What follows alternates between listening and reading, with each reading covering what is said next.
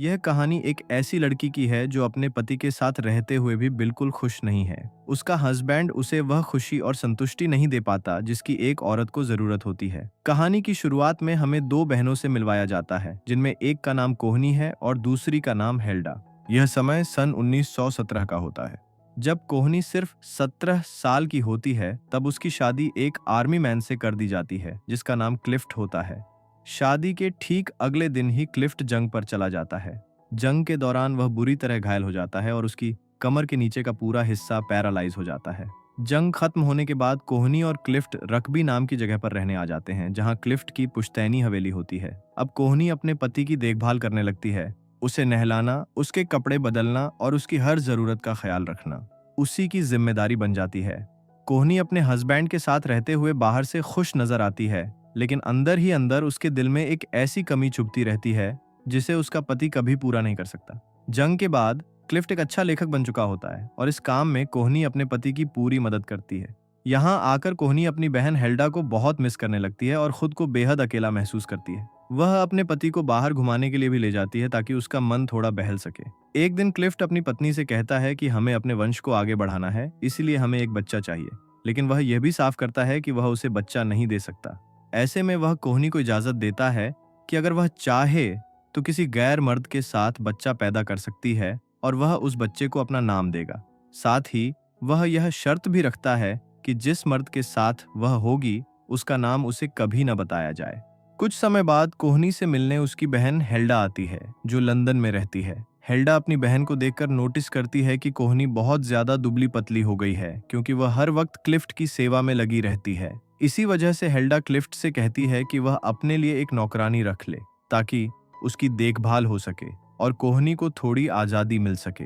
इसी वजह से क्लिफ्ट मिस बोल्टन नाम की एक नौकरानी को अपनी देखभाल के लिए रख लेता है। अब कोहनी काफी हद तक आजाद हो जाती है और वह अक्सर जंगलों के भीतर टहलने जाने लगती है। एक दिन जब कोहनी जंगल में घूमने जाती है, तभी उसकी नजर वहां एक आदमी पर पड़ती है जो नहा रहा होता है। इस आदमी का नाम लीवर मेलर्स होता है और वह भी क्लिफ्ट के लिए ही काम करता है। लीवर से मिलकर कोहनी बहुत खुश होती है।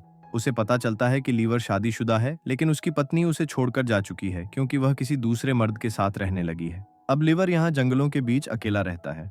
लीवर को देखकर कोहनी की दब चुकी इच्छाएं फिर से जाग उठती हैं। इसी कारण अगले दिन वह दोबारा लीवर से मिलने जाती है। लीवर जंगल के बीच बनी एक छोटी सी झोपड़ी में रहता है। कोहनी उसे काम करते हुए चुपचाप देखती रहती है। इसके बाद कोहनी हर रोज इसी तरह लीवर के पास आने लगती है। एक दिन कोहनी फिर लीवर के पास जाती है, लेकिन इस बार वह खुद को संभाल नहीं पाती और उससे नजदीकी बढ़ाने की कोशिश करती है। हालांकि लीवर पहले ऐसा नहीं चाहता था, क्योंकि वह कोहनी का सिर्फ एक नौकर था, लेकिन कोहनी के जोर देने पर लीवर मान जाता है और दोनों वहीं एक दूसरे के करीब आ जाते हैं।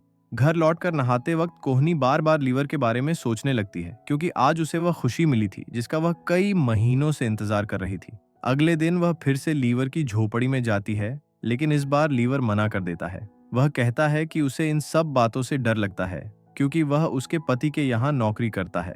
लेकिन कोहनी इन बातों पर ध्यान नहीं देती और दोनों एक बार फिर करीब आ जाते हैं। अब कोहनी को इसकी आदत सी पड़ जाती है। वह हर सुबह उठती है, जंगल की ओर लीवर की झोपड़ी तक जाती है, वहां उसके साथ वक्त बिताती है और शाम तक वापस घर लौट आती है। इसी दौरान कोहनी लीवर के साथ रहते हुए खुद को बहुत खुश महसूस करने लगती है। लीवर अब भी कोहनी से सम्मान के साथ पेश आता है और उसे मैम कहकर ही बुलाता है, क्योंकि वह क्लिफ्ट के अधीन काम करता है। लेकिन कोहनी को यह बात अच्छी नहीं लगती। दोनों को जहां भी मौका मिलता है वे एक दूसरे के करीब आ जाते हैं। अब कोहनी भी धीरे धीरे खुद को पहले से ज्यादा महसूस करने लगती है। कोहनी को खुद भी महसूस होने लगता है कि उसके अंदर कई तरह के बदलाव आ रहे हैं। जब कोहनी प्रेग्नेंट हो जाती है तो एक दिन वह अपने पति से कहती है कि वह कुछ दिनों के लिए बाहर जा रही है और उसके साथ उसकी बहन हेल्डा भी होगी। यही बात वह लीवर को भी बताती है कि वह कुछ समय के लिए यहाँ से दूर जा रही है। इसके बाद कोहनी लीवर को अपनी प्रेगनेंसी के बारे में सब कुछ बता देती है। वह उसे समझाती है कि वह जानबूझकर बाहर जा रही है, ताकि उसका पति यह समझे कि वह बाहर रहते हुए प्रेग्नेंट हुई थी और उसे लीवर के बारे में कोई शक न हो। वह कहती है कि उसका पति इस बच्चे को अपना लेगा, लेकिन उसे यह नहीं पता चलना चाहिए कि बच्चा लीवर का है। यह सब सुनकर लीवर को लगने लगता है कि कोहनी ने उसका इस्तेमाल किया है। उसे महसूस होता है कि कोहनी सिर्फ बच्चे के लिए उसके करीब आई थी और अब जब वह प्रेग्नेंट हो गई है तो उससे दूर जा रही है। लीवर की इस सोच से कोहनी को बहुत गुस्सा आ जाता है और वह वहां से चली जाती है। अगले दिन कोहनी फिर से लीवर के पास आती है और उससे माफी मांगती है। वह कहती है कि वह सिर्फ बच्चे की वजह से उसके पास नहीं आई थी, बल्कि अब वह सच में उससे प्यार करने लगी है। आगे वह यह भी बताती है कि वह अपने पति को तलाक देना चाहती है ताकि लीवर के साथ अपनी जिंदगी बिता सके। इसी दौरान अचानक बारिश शुरू हो जाती है। बारिश देखकर कोहनी बहुत खुश हो जाती है और दोनों बारिश में भीगते हुए उस पल का आनंद लेते हैं। उधर हवेली के अंदर क्लिफ्ट बहुत परेशान होता है क्योंकि कोहनी अभी तक घर वापस नहीं आई होती।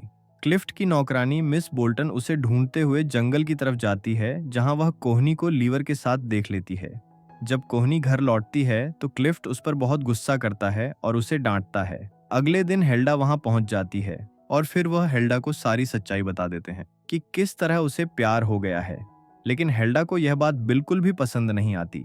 उसे यह बात बिल्कुल भी पसंद नहीं आती कि उसकी बहन एक नौकर से प्यार कर रही है। इसलिए हेल्डा कोहनी से कहती है कि जिससे वह प्यार समझ रही है वह असल में प्यार नहीं, बल्कि एक तरह का पागलपन है। इसके बाद कोहनी अपनी बहन हेल्डा को लीवर से मिलवाने के लिए ले जाती है। हेल्डा लीवर से सीधे सवाल करती है कि तुम दोनों का आगे का प्लान क्या है। वह कहते हैं, जैसे ही इस रिश्ते का पता चलेगा तुम्हें इस नौकरी से निकाल दिया जाएगा। फिर तुम दोनों साथ रहकर खुश कैसे रह पाओगे। यह बात लीवर को भी समझ में आ जाती है। वह कोहनी से कहता है कि हमें अपने भविष्य के बारे में भी सोचना चाहिए। इसी वजह से यह दोनों आखिरी बार एक दूसरे के करीब आते हैं, क्योंकि कोहनी को अगली सुबह यहाँ से वेनिस के लिए निकलना होता है। अगले दिन कोहनी अपनी बहन हेल्डा के साथ वेनिस के लिए रवाना हो जाती है। वहां पहुंचकर वह खुद को बेहद अकेला महसूस करने लगती है। उधर रकब्बी में आसपास रहने वाले लोगों को यह बात पता चल जाती है कि क्लिफ्ट की पत्नी का लीवर के साथ अफेयर चल रहा है। जब यह बात क्लिफ्ट तक पहुंचती है तो वह लीवर को अपने घर बुलाता है और उसे कहता है कि कल शाम तक वह इस घर को छोड़कर चला जाए। मिस बोल्टन यह सारी बात कोहनी तक पहुंचा देती है कि हर जगह उसके चर्चे हो रहे हैं और साथ ही लीवर को नौकरी से भी निकाल दिया गया है। यह सुनकर कोहनी लीवर से मिलने उसके पास पहुंच जाती है। लीवर कोहनी से कहता है कि इस वक्त उन दोनों के लिए अलग होना ही सही है। वह यह भी कहता है कि तुम जहां भी रहोगी मैं तुम्हें ढूंढ लूंगा। जब लीवर वहां से चला जाता है तब कोहनी वापस अपने पति के पास लौट आती है। वह अब अपने पति से तलाक लेना चाहती है क्योंकि उसे लगता है कि वह उसके साथ अब और खुश नहीं रह सकती। कोहनी पूरी तरह से आजाद जिंदगी जीना चाहती है। इसके बाद कोहनी दोबारा वेनिस लौट जाती है, लेकिन वहां पहुंचकर भी वह लीवर की यादों से बाहर नहीं निकल पाती।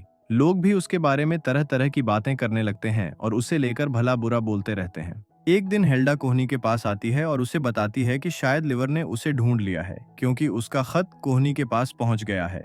इस पत्र से कोहनी को पता चलता है कि लीवर अब स्कॉटलैंड में रहने लगा है। लीवर से मिलने के लिए कोहनी स्कॉटलैंड चली जाती है। वहां वह उसे ढूंढने की बहुत कोशिश करती है, लेकिन काफी समय तक लीवर का कोई पता नहीं चलता। तभी अचानक लीवर खुद पीछे से आता है और दोनों एक दूसरे से मिल जाते हैं। अब इन दोनों को अलग करने वाला कोई नहीं बचता। इसी के साथ ये कहानी यहीं पर समाप्त हो जाती है। अगर आपको हमारी वीडियो पसंद आ रही हो तो चैनल को सब्सक्राइब जरूर करें और बेल आइकन दबाएं।